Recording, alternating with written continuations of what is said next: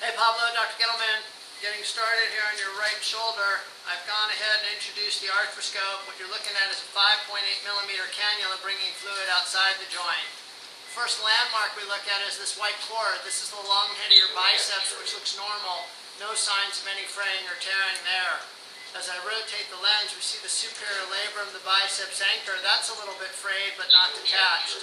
Posterior labrum back in here, again a little frayed, but not bad. We'll come down into the axillary recess. The capsular attachments there look okay. As we come in here, we see the cartilage on the ball and socket joint, which looks to be well maintained.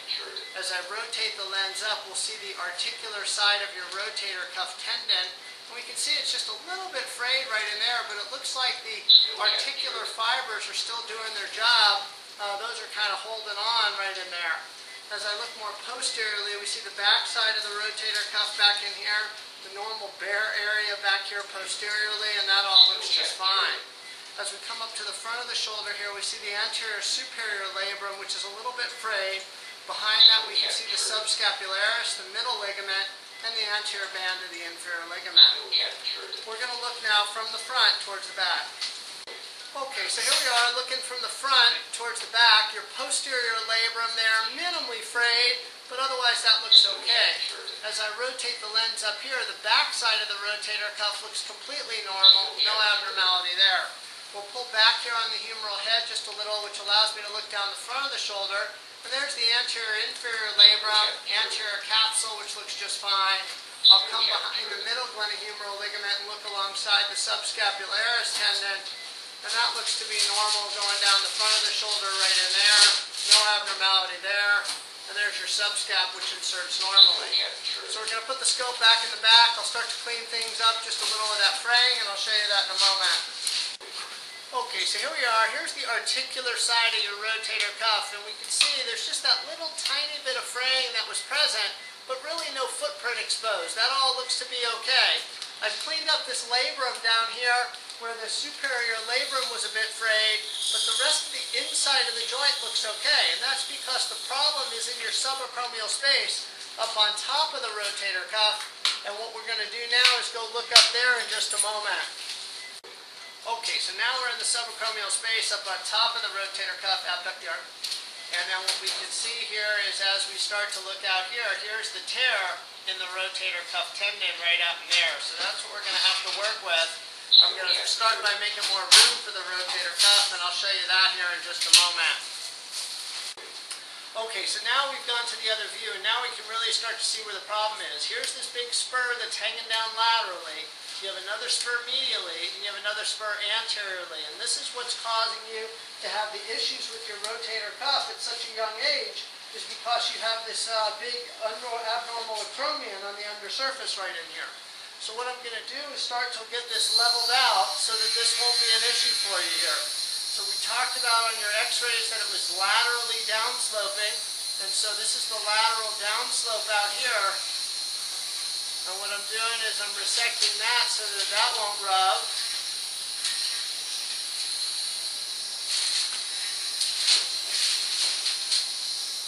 And we're defining the plane of our resection. And now we can see here medially where we want this to be.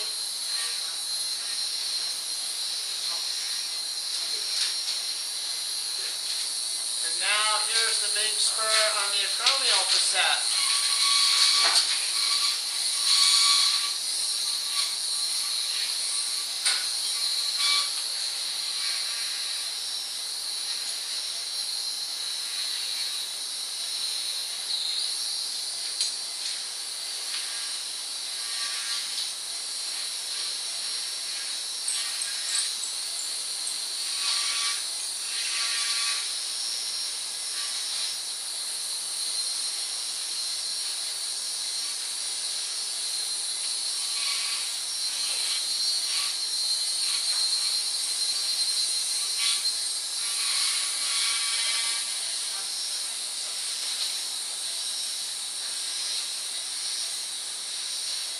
Now we've determined there the plane of our resection going forward. and I'll just work on getting that flush with the rest of my resection right up in here.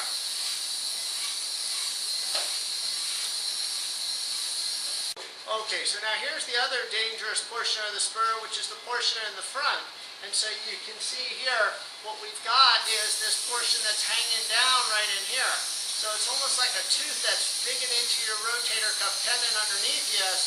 And what I'm doing here is I'm eliminating that spur to make sure we'll have plenty of room for the actual rotator cuff. Because if we just repaired the tendon and we didn't do anything to this bony problem, you'd be right back where you started from here again. And so we saw it was downsloping out here laterally, so I want to make sure that I've eliminated that as well.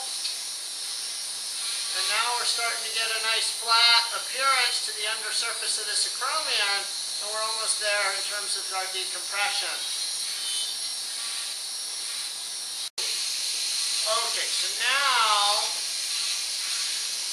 you can see here, I've taken down all those spurs. So remember before we saw the big spur back in here, we saw the spur out on the outer half out in here, and now you can see all those areas have been co-planed into one level. That leaves plenty of space for your rotator cuff, which is sitting down below, right down in here. And this is going to be the area where the tear is, right up in the front where it was rubbing on that problem area. So the next thing we're going to do here is just a little spur here on the undersurface of your collarbone. I'll just take that flush with the rest of this as well. And then we'll start working on your rotator cuff in a moment. Okay, so now I'm using my shaving tool here one more time. This is your rotator cuff. So if we go into internal rotation, we see the back of the rotator cuff right in here. You can see it looks normal. Just take a little bit of this bursal sac out of the way. But this is normal rotator cuff right in here. You can see it's got some blood supply. That looks okay. Now as we come to the front, here's the hole. So this is the problem right here. And so what we need to do now is clean this off. And the reason that you got this is because you had that ginormous spur rubbing on this cuff. And now what I need to do is clean off the bone, because the other problem with the rotator cuff is the blood supply is so poor. And so what I'm doing here is I'm cleaning off the bone so that we can get some better blood supply, because once we've eliminated the spur and improved the blood supply, then this should be able to heal. Okay, so now you can see here, here's the problem, and what we need to do basically is reattach it here. You can see there's this red, angry tissue sitting underneath there, right there.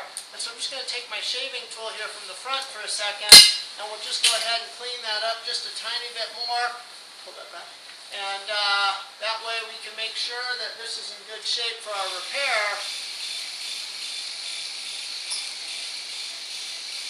And then once I've cleaned off the bone, so now you can see I've cleaned up that angry tissue. Here's those articular fibers that are still doing their job. No reason to take those down right in there. And so now we're going to go ahead and get this repaired back into the bone. Okay, so here we are. We're going ahead and getting this tapped. And you can see here we've got that all the way down. That looks excellent. You got good bone. So we're going to go ahead and put our anchor in here, and I'll show you that in just a moment. Okay, so here we are. Here's the anchor. We're just going to take that until I have it seated.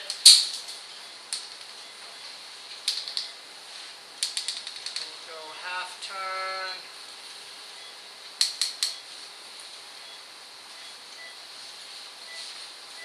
That looks great. We'll go ahead and back off our driver here now.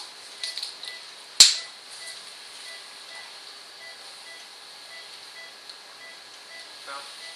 And then we'll go ahead and just tap that driver right off. And there's our anchor now, and you can see it firmly embedded into the bone. And what I want to do here is just get a nice look at that. And make sure I'm happy. And what you can see here now is there's the anchor firmly embedded into the bone, and what we're going to do now is pass these sutures to get it secured in place. And so what we'll do here is we'll come in here from the front, and we'll come in here with this crochet hook, and we're retrieve that first braided blue suture. And we'll go ahead and make our first pass here through the rotator cuff. So you can see here I'm coming through with this needle through the posterior portion of the rotator cuff. And then what we'll do now is we'll load that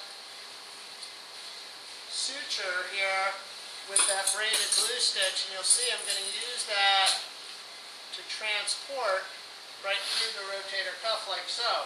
And then we'll go ahead and take our crochet hook here and we'll bring its partner stitch out the back, right like so. We'll take those sutures outside the cannula and we'll retrieve that purple stitch next, right over in here to get that pass next. So you can see the and then once you have that, then we'll make sure that we're in good place. There we go, we're taking the correct suture. And now we're going to go ahead and pass our next stitch here right through the central portion of that rotator cuff tear. So here's that back stitch.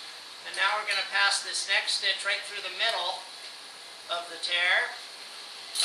Come underneath that. Just going to lift up on that edge for a second so I can see where I'm coming through. Hold that like that.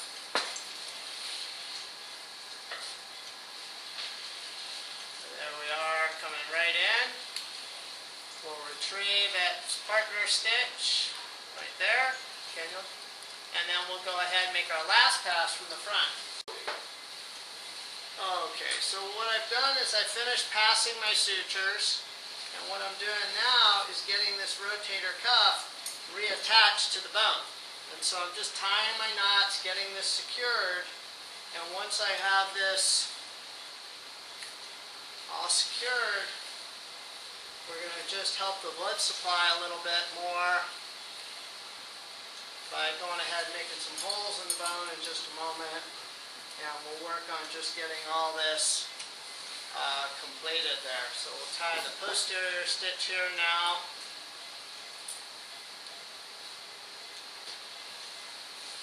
And we'll go ahead and bring that up and through.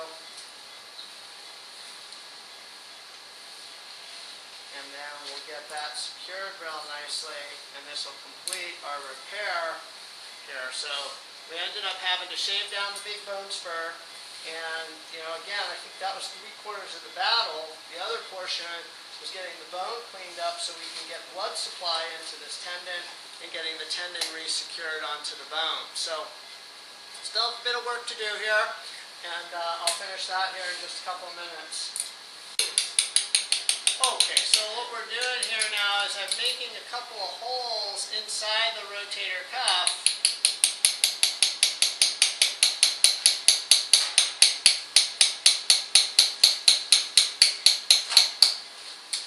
And what you can see here now is here's the sutures tied. Here's your subacromial smoothing. So we made plenty of room for the rotator cuff from what was there before. And what we do now is we'll take a look here from the side view. And what you'll see here is as I look out here now, we can see that that rotator cuff is now reattached onto the bone beautifully. We've made the holes in the bone to get some blood supply. And now you've got plenty of space by doing that subacromial smoothing up on top. And so now if we just go ahead and turn our flow down, you'll see the blood starting to ooze out of the bone where the holes are. And that's what's going to help with the healing process. And that should take care of the issue here for you. So I want you to use lots of ice like we spoke of. I'll speak with you in recovery here in just a few minutes.